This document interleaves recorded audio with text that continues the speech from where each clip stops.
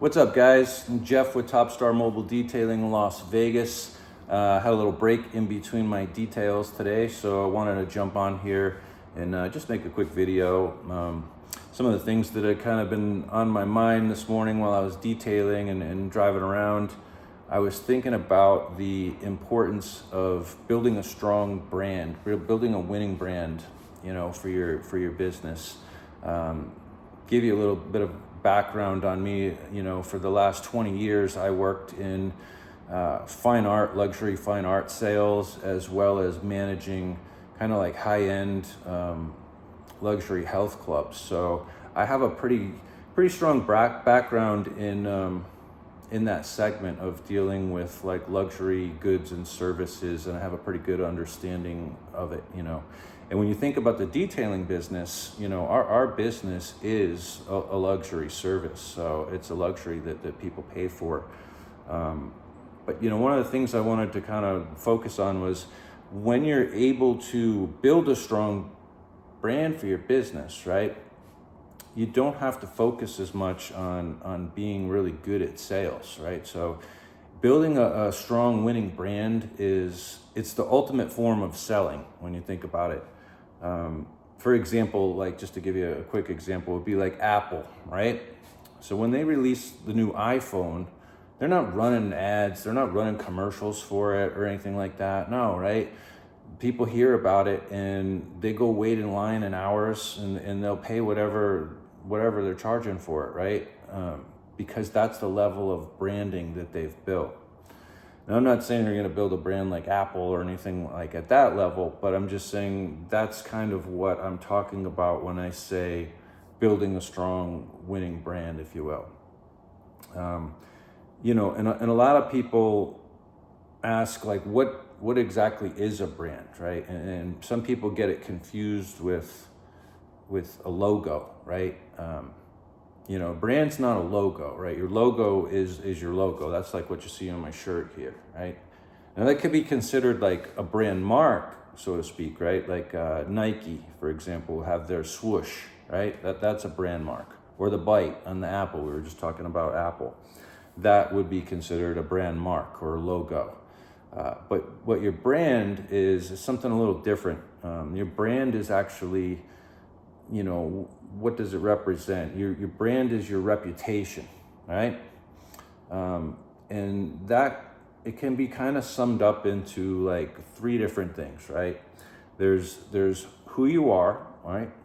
There's what you do, and then there's how you're perceived by the masses, right? That's going to be like your potential customers out there, right? So in order to have a winning brand, you've got to be known, you've got to be liked, you've got to be respected, you've got to be trusted, and you have to be considered to be like an authority in your space, right? So there's a lot of different ways that you can establish a winning brand. Some of those things could be like setting up a Google page, for example, right? When you set up your page, you want to do that as thoroughly as possible. You want to have high quality photos on there of your work.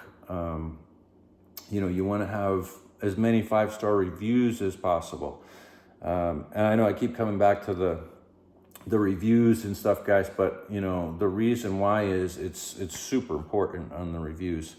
And when I say get 5-star reviews, I mean, do it like legit, do it the right way. Don't take shortcuts on it. Don't do like what some of these guru guys out there are pitching, or the coaches and, these detailers that have the strategy of like,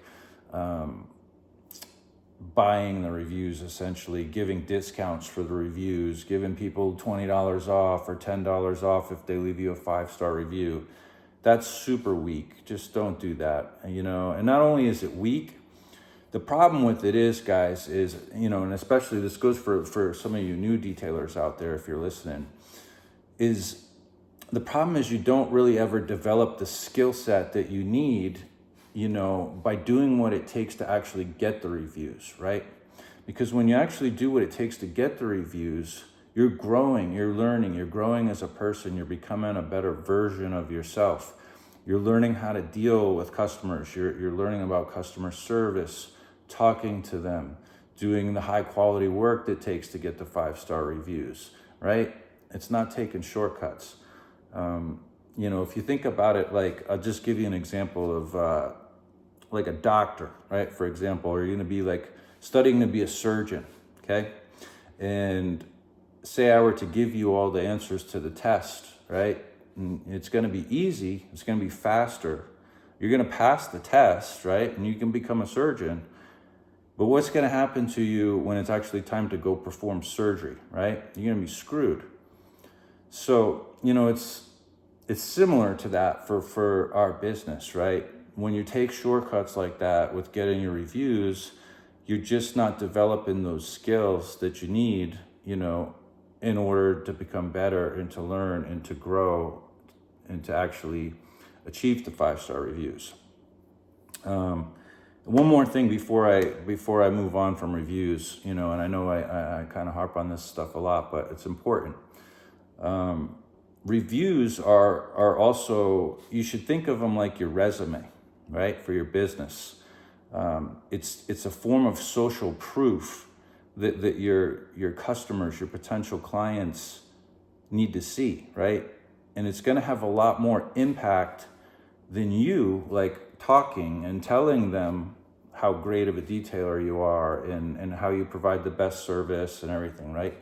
How much more impactful do you think it is when they can go to your Google page and they see 200 different previous customers on there raving about your service, your customer service, the quality of the work that you do, right?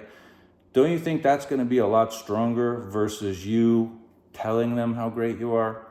So, it's just something to think about, guys. And I'm not gonna keep going on the reviews because I don't want to beat that to death, but it's very important. So take it seriously. Another thing would be your social media.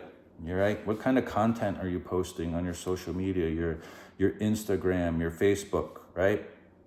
You should be focusing on posting like high-end content, high-end vehicles on there, right? You want to be posting reels and pictures of you detailing high-end vehicles, you don't want to be posting stuff like of you doing soccer moms vehicles and, stuff like that. Like, it's okay to post a disaster detail on there once in a while, or a transition, the before and afters. Those could be good, right?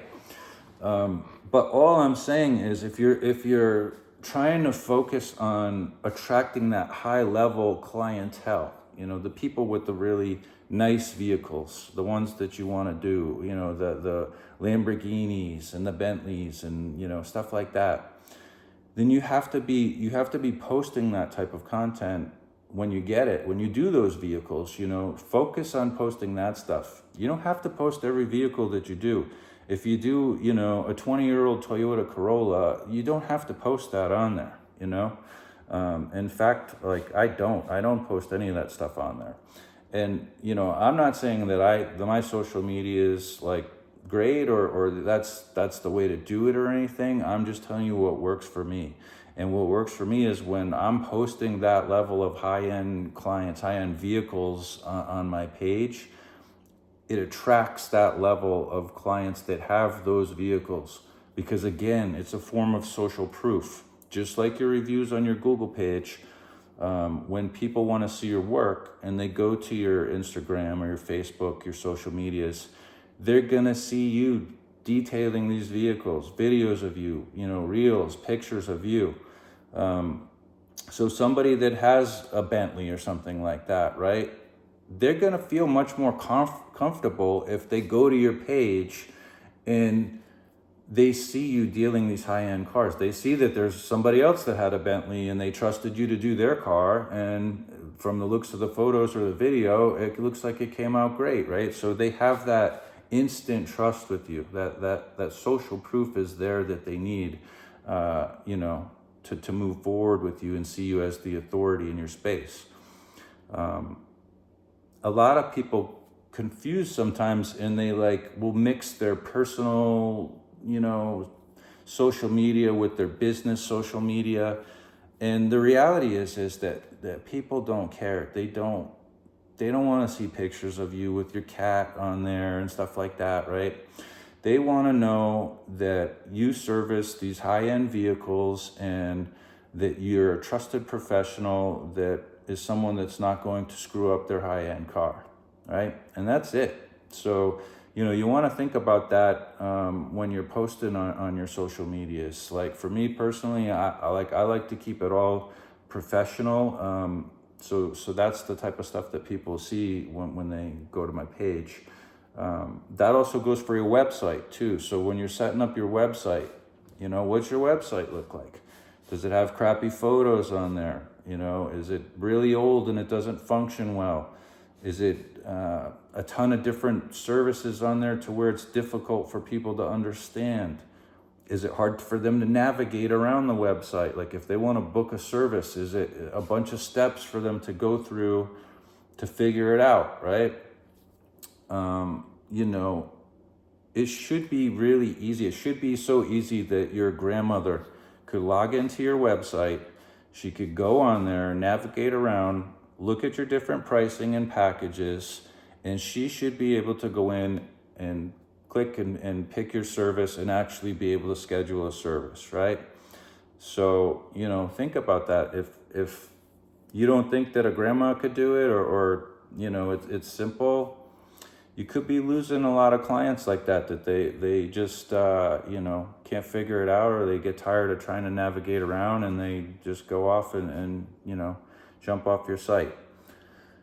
Other things we can do to build our brand. Keep your word, be accountable.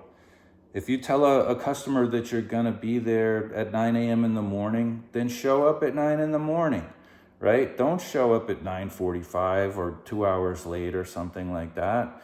And if you are gonna be late, communicate with them, right? How difficult is it to just shoot them a quick text, or call them and just say, hey, I'm running a little behind, but I'm coming, I'm gonna be there, and keep them updated and let them know. Don't just leave them hanging, right? It's like if you're waiting on somebody at your house, and you're waiting around all day thinking, am I wasting my day? Is this person even going to show up? You don't know what's going on.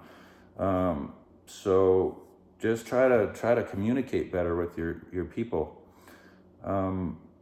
Another thing, right, would be know your shit, right? Just like know about the different products, the different chemicals, the different tools, the different processes and detailing,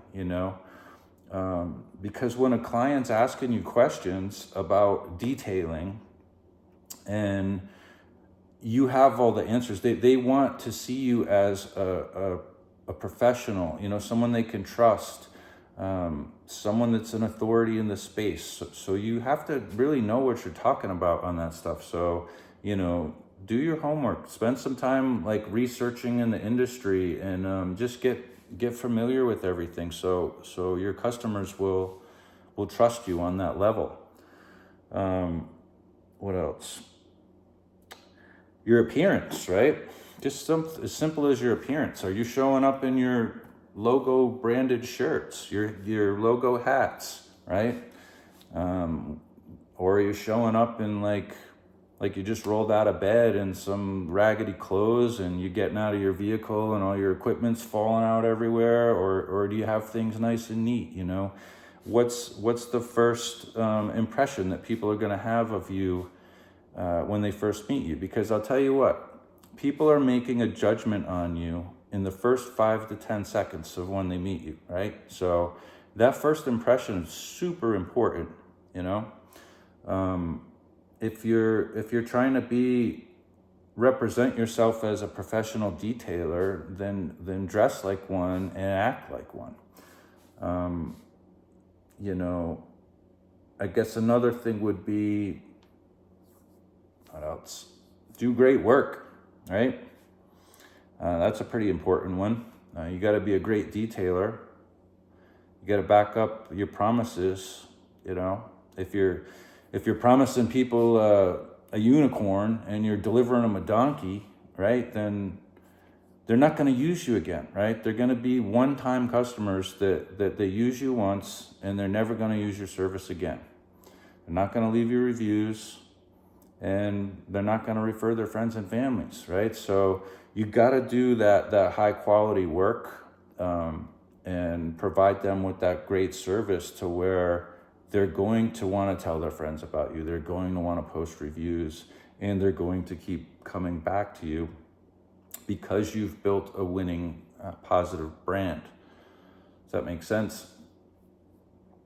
So, kind of to summarize things, guys, having a winning brand, right, it's going to allow you to be able to charge more money for your services. It's going to create loyalty with your clients where they're going to keep coming back to you.